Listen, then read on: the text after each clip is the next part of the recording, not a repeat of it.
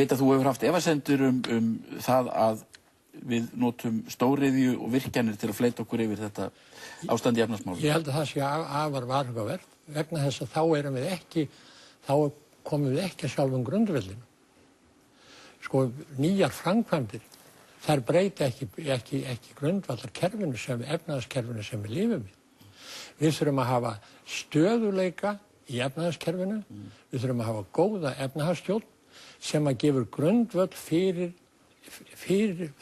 efnahagslífi, fyrir framleiðslunni í landinu og þar með líka náttúrulega fyrir stærri framkvæmdir ef svo vill verkast.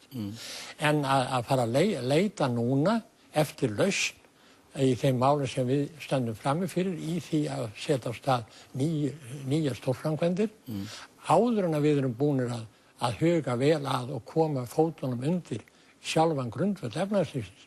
Það finnst mér fjarstæða og við vitum það að þessar stórframkvæmdir eru mjög erfiðar inn í sjálfur stjórn efnahagsmála, þær eru svo stórar sjálfur sér og við höfum lent í því að krónan hefur sem sagt orðið há og meðan það standa yfir.